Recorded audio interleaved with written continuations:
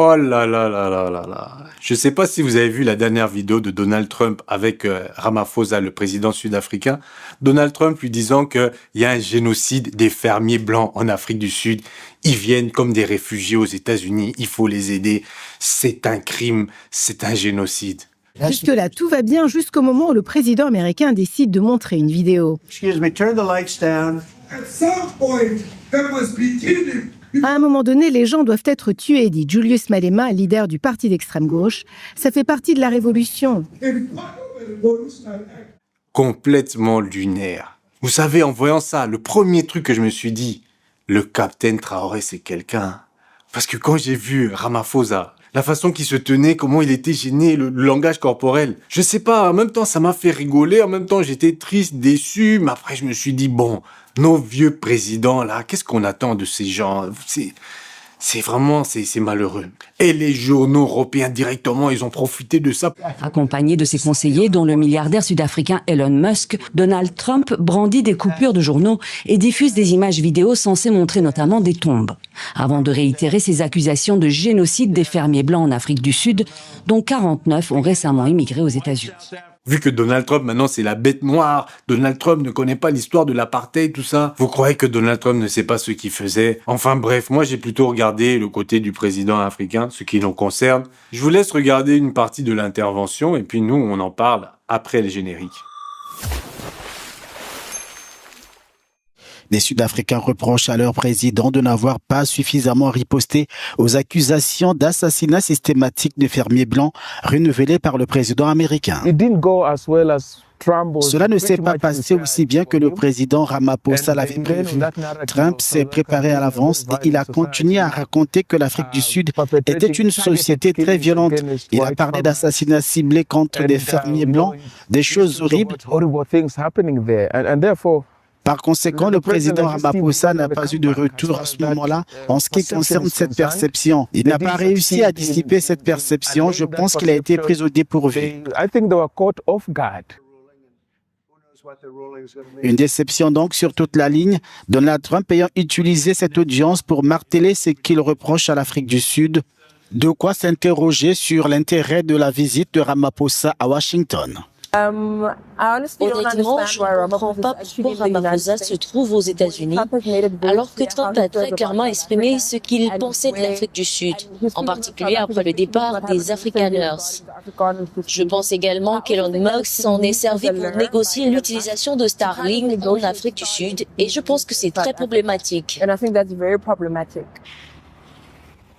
Cyril Ramaphosa entendait profiter de la rencontre pour remettre sur les rails les relations entre son pays et les États-Unis. Mbote Bandeko et bienvenue sur ma chaîne. N'hésitez pas de mettre un petit pouce et de commenter, de donner votre avis sur cette histoire complètement aberrante. Vous avez vu quelques images, je vous conseille d'aller voir l'entièreté parce que les journaux des fois prennent juste des petits bouts. Et ces petits bouts de vidéo ne vous donnent pas l'ambiance qu'il y avait dans cette salle. Le langage corporel du président sud-africain comparé avec celui de Donald Trump. Et vous allez comprendre une chose, c'est que le président sud-africain est venu là-bas comme un haine de maison, venant convaincre le maître que voilà, je viens quand même faire des affaires avec vous, nous sommes des partenaires des États-Unis. À chaque fois, Donald Trump revenait, non, mais l'histoire des fermiers blancs. Et il a expliqué que oui, on achète beaucoup de matériel américain, ce système de défense de je sais pas quoi, c'est américain. Donald Trump revient toujours, oui, mais les fermiers blancs, ceci, cela. Et vous voyez la posture de Donald Trump, une posture qu'on connaît bien, où il en a complètement rien à foutre. Et vous avez le président sud-africain qui est gêné, des fois il est là en train de jouer avec ses doigts, c'est des signes un peu d'anxiété et de stress. Tout le body language, donc le langage corporel montre qu'il n'est pas à l'aise et que Donald Trump est dominant. Lorsque vous regardez Donald Trump lorsqu'il est parti en Arabie Saoudite, en Émirats, c'était pas la même chose. Il se tenait pas de la même façon. Et les Émirats, les Saoudiens, vous voyez la prestance, comment ils se tiennent lorsqu'il y a une confrontation comme ça avec Donald Trump. En tout cas, je crois qu'il faut que Julius Malema passe président en Afrique du Sud, que les choses changent un peu. There are no Afrikaners who have been killed here in South Africa. It's not true. And there are no 49 Afrikaners who left South Africa. You all know that. It's a fiction. It's drama. You know, America with drama is number one. That thing is Movango. I don't know what is Movango in Afrikaans. It's just a drama. I believe they landed and then they waited for cameras, took them pictures. The next flight back to South Africa. If those people are farmers, it means there are 49 farms available. Why are we not expropriating them? Because they've abandoned them. But why is the media not telling us? Because they say these are farmers.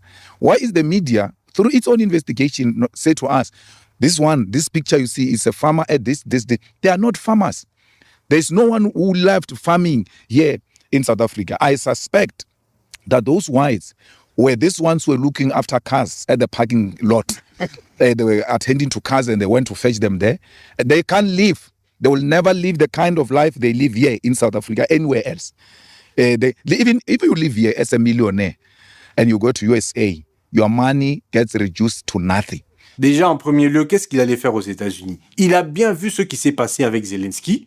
Il connaît ses positions envers Israël, la position que l'Afrique du Sud a pris envers Israël. C'était clair qu'il n'allait pas être reçu les bras ouverts. Minimum, si tu y vas, prépare quand même quelques balles à lancer à Donald Trump. Quand il dit que vous expropriez des fermiers blancs et qu'ils sont tués, d'ailleurs c'est même pas vrai, et pourquoi ne pas répliquer direct? Bon, vous savez, l'Afrique du Sud, ce n'est pas comme en Cisjordanie où depuis 1948, on retire des terres aux Palestiniens.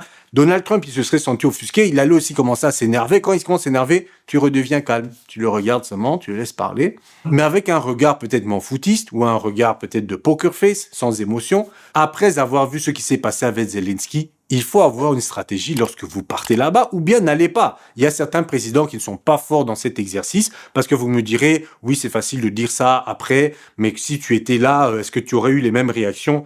Écoutez, normalement, quand tu es président, tu dois être professionnel de ce genre d'exercice. Et les présidents qui ne sont pas professionnels dans ce genre d'exercice, souvent, ils n'y vont pas, ils envoient d'autres personnes. Peu importe la gravité de la situation, ils préfèrent être en retrait. Si tu sais que tu n'as pas les capacités de te mettre face à Donald Trump comme ça, tu y vas pas. Tu restes en Afrique du Sud, tu envoies des émissaires, eux, ils discutent ensemble. Peu importe, même s'ils disent non, il faut que les présidents se voient.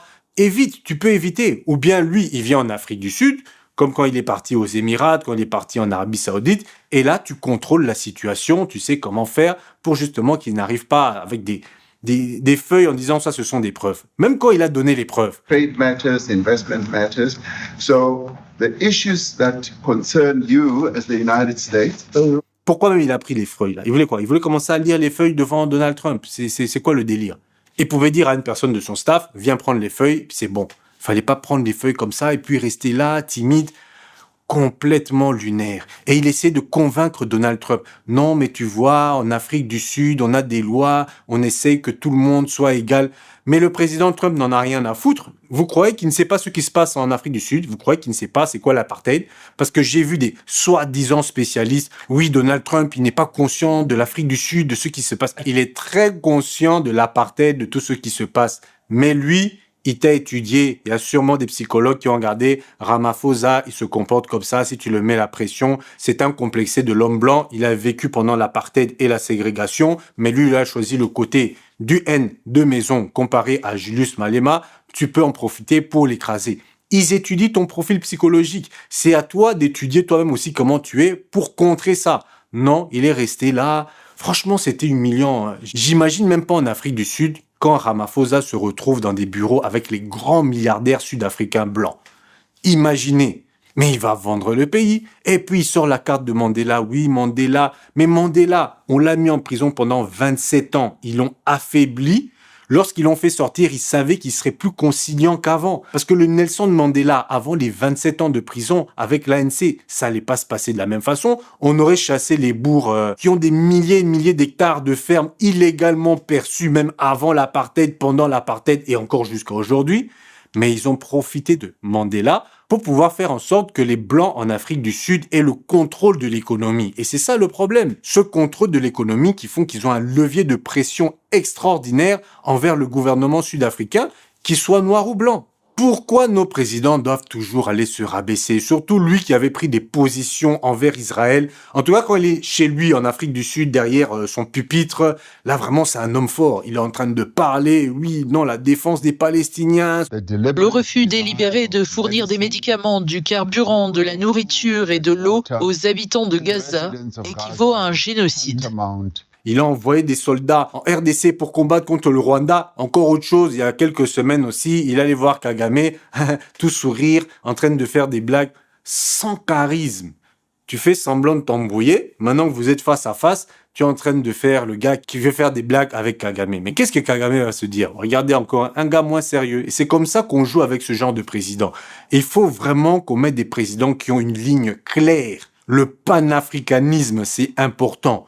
Pas comme ça des haines de maison qui vont aller se coucher. Et je vois certains d'entre vous, il y a toujours certains qui vont dire oui, mais c'est la diplomatie. En RDC, on m'a sorti aussi ça. Hein. Il faut pas être agressif, il faut trouver des solutions. Mais la diplomatie, c'est quoi? La diplomatie, c'est pas vouloir tout le temps se coucher et puis rigoler, être l'ami de tout le monde. Ce n'est pas ça la diplomatie. Regardez la Chine. Trump monte les droits de douane, directement contre-attaque. Et le porte-parole, il est sévère. Hein. Il n'est pas en train de rigoler ou dire oui, on va aussi acheter des trucs américains. Non, sec. C'est aussi de la diplomatie. Même les ruptures diplomatiques entre deux pays font partie de la diplomatie. Ce sont des moyens de pression. Mais certains Africains pensent que non, la diplomatie, c'est être gentil, c'est de trouver des solutions, mais toujours en essayant de caresser le maître. Pour eux, c'est ça la diplomatie. Non, ça, ce sont des comportements de soumis.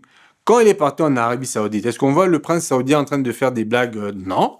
Il est bien solide. Si hors caméra, ils se font des blagues, si hors caméra, ceci, cela, ce n'est pas la question. Donald Trump, quand il vient, il parle. Vous pensez qu'il parle à qui? Il parle à son électorat, il parle à ses investisseurs, il parle à ses associés. Il est en train de manipuler l'information. Il sait très bien ce qu'il fait. C'est que son électorat blanc doit se dire on maltraite d'autres blancs en Afrique du Sud, c'est tout. C'est tout ce qui importe. Même si tu essaies de le convaincre, oui, mais tu vois, en Afrique du Sud, on a des lois, ceci, cela. Il s'en fout. Lui, on lui a dit, dis ça, insiste sur ça. On est en train de faire rentrer ça dans la tête de nos électeurs. Mais maintenant, le président sud-africain, lui, qu'est-ce qu'il fait rentrer dans la tête de l'électorat ou de la communauté africaine? La faiblesse. Je suis faible face à Donald Trump. Oui, quand tu vois le maître, il faut toujours essayer de trouver un truc qui le plaît, parce que voilà, c'est comme ça. Non, il faut pouvoir t'affirmer. Maintenant, vous me dites que oui, mais ils vont perdre beaucoup avec les échanges aux États-Unis. Mais c'est comme ça. Vous croyez que la Chine ne perd pas de l'argent avec ceux qui se passent les droits de douane? Les Chinois perdent de l'argent. S'il n'y avait pas ces droits de douane, ils feraient encore plus d'argent. Mais ils ont prévu que voilà, on va un peu se serrer la ceinture, mais montrer quand même que nous sommes un peuple fier. Vous là, dès que vous allez perdre quelques millions, vous commencez à vous allonger. Et c'est le même problème avec certaines personnes au début qui ne soutenaient pas l'AES. Au début, il y a des gens de mon entourage qui ne soutenaient pas l'AES. Du pays même, hein, de l'AES, des gens originaires de l'AES. Ils me disaient, oui, mais regarde, maintenant, on est en train de souffrir, l'activité économique. Mais oui, mais c'est normal. Au début, pour avoir la souveraineté, il y a un moment où vous allez souffrir. Ça va être difficile de changer de système. Mais c'est pour voir le moyen et le long terme. C'est la même chose avec l'Afrique du Sud. Vous perdez les droits de douane avec les États-Unis, mettez d'autres systèmes, trouvez d'autres partenaires, trouvez des alternatives, bougez-vous. Mais nous, on aime trop les présidents copier-coller ce qui se passe et quand il y a du changement, ils n'aiment pas travailler pour trouver des solutions. Regardez la Russie. Bon, eux, ce sont des joueurs d'échecs. Ils avaient prévu plusieurs coups à l'avance. S'il y a telle sanction, nous, on contre comme ça. S'il y a telle sanction, on va contourner de cette manière. Et s'il y a encore d'autres sanctions, bon là, on avale la chic, on essaye de tenir jusqu'à un certain moment car eux-mêmes ne pourront pas tenir cette sanction pendant longtemps. C'est comme ça. Et vous me direz que non, c'est facile de parler après si tu étais présent. Non, parce que ceux dont je vous parle, ce sont des principes de base. Normalement, un pays comme l'Afrique du Sud devra avoir des stratégies encore beaucoup plus élaborées que ceux que je suis en train de vous raconter. Et c'est là que je me dis que l'AES, ils sont formidables. Et pas que le capitaine Traoré. Je sais que le capitaine Traoré, il a vraiment un rayonnement. Mais moi, en tout cas, le gouvernement malien du Niger, moi, je les classe vraiment tous dans une même catégorie. Je suis aussi fan, en tout cas, des trois gouvernements, même si on doit avouer quand même que le capitaine Traoré, si je devais faire un film, si je dois vraiment mettre un acteur principal à la Rambo, c'est le capitaine Traoré. Si je dois faire un film un peu plus de Godfather, là, je mettrais peut-être le général Tchani. Donc voilà, chacun a ses particularités, mais chacun d'entre eux, on sent l'inspiration du panafricanisme, le respect. Pourquoi on respecte pas le président Ramaphosa? Pourquoi Donald Trump le respecte pas? Il a l'argent, c'est quelqu'un de riche, l'Afrique du Sud c'est quand même un pays assez riche, mais c'est parce que vous ne vous occupez pas de vos pauvres. Ah, les présidents africains, ils s'enrichissent, ils pensent que voilà, je vais m'enrichir, je vais plus ressentir le racisme. C'est faux. Tant que ta population sera extrêmement pauvre, même toi qui as de l'argent, tu seras vu comme un sous-homme. C'est pour ça que la mission principale, c'est de relever le bas de la population. Les Saoudiens, pourquoi ils sont tant respectés? Vous pensez que c'est parce qu'ils ont beaucoup d'argent uniquement? Non. C'est parce que tous les Saoudiens, même les plus pauvres, vous les voyez pas venir comme des réfugiés, comme des personnes indésirables. Ils font en sorte que les plus pauvres dans leur population sont encore plus riches que la classe moyenne des autres pays. Et c'est ça qui amène le respect. Maintenant, quand vous allez, vous voyez ces personnes extrêmement riches et que vous voyez que leur population aussi vivent bien, que leurs routes sont parfaites, le pays est propre, il y a des investissements qui sont capables même de t'offrir, tiens, vas-y Donald Trump, tiens, prends un avion là, 400 millions, vas-y, c'est bon, je te fais des contrats, tu veux quoi? Tu veux 1 milliard, 100 milliards, 1000 milliards? Allez, bon, tiens, vas-y, mais toi, tu fais ci, ça. C'est comme ça. Mais si tu as juste l'argent, ta population souffre, tu n'auras pas du respect. Donald Trump va se dire, mais lui là, il fait le malin, mais je suis en train de... Toute sa population sont ici réfugiés chez moi en train de mendier. Et c'est ça que vous devez comprendre lorsque vous voyez même en RDC tous ces ministres, ces députés, présidents, avec plein d'argent, plein de pouvoir, et que vous voyez la population sale, malheureuse, et qu'il y a des gens qui disent « Non, mais c'est normal, c'est le président ». Non, ce n'est pas normal.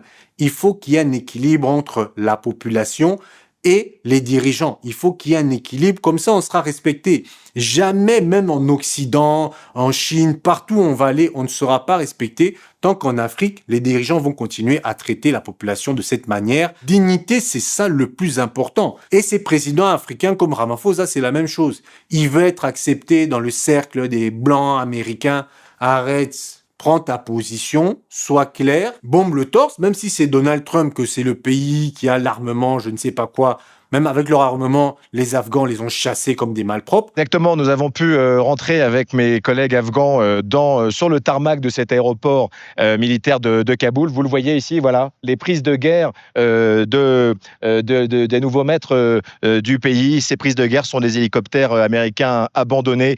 Une sécurisation talibane avec en fait des équipements américains un peu partout qui ont été encore une fois fait comme une prise de guerre, comme ces hélicoptères que l'on voit. C'est extrêmement saisissant. D'ailleurs, on ne les voit pas, mais ils nous ont accompagnés. Il y a ces fameuses unités des forces spéciales talibanes qui sont totalement équipées en uniforme et en armes américaines et également en transport de troupes blindées, en Humvee. Ça en dit long. Et la propagande talibane aujourd'hui, et Zabiullah Moudjahid, le porte-parole du mouvement taliban, vient de nous le confirmer. Eh bien, nous avons vaincu, nous disent-ils, la première armée du monde. Nous avons vaincu les Américains. Les Américains sont partis. Alors là, prends quand même une position que tu es confortable, que tu es en style dominant, ou bien peut-être allonge-toi plus vers le côté pour montrer que tu es nonchalant et que tu en as rien à foutre. Mais en tout cas, fais quelque chose. Pas comme ça, avec ton doigt, comme si tu es en train de stresser devant Donald Trump. J'ai dit, mais c'est quoi ça? Il y a tellement de choses à dire sur cette intervention. Moi, je vous conseille d'aller la voir entièrement et puis de donner vos commentaires. C'est quoi votre impression? Mais il y a certaines personnes qui ont dit, oui, c'est bien, il était calme, il a su gérer la situation. Franchement, moi, je trouve pas. J'étais déçu. Surtout après avoir vu les positions qu'il avait pour la Palestine. Je me suis dit, bon, c'est peut-être pas l'idéal, mais quand même, il a quelque chose. Non, 0 pointé. J'étais trop déçu. En tout cas, on peut plus avoir des présidents comme ça. Parce que ce n'est même pas que le pays. C'est toute l'Afrique entière. Regardez Donald Trump. Quand il protège les Blancs, est-ce que il protège le pays? Non, il protège les Blancs. Il a décidé que les Blancs là-bas, il faut faire attention. Mais nous, les Africains, quand on va quelque part, on pense qu'à nous. Moi, je m'occupe seulement de la RDC. Ah, le reste de l'Afrique, c'est rien. Il faut d'abord penser à la RDC.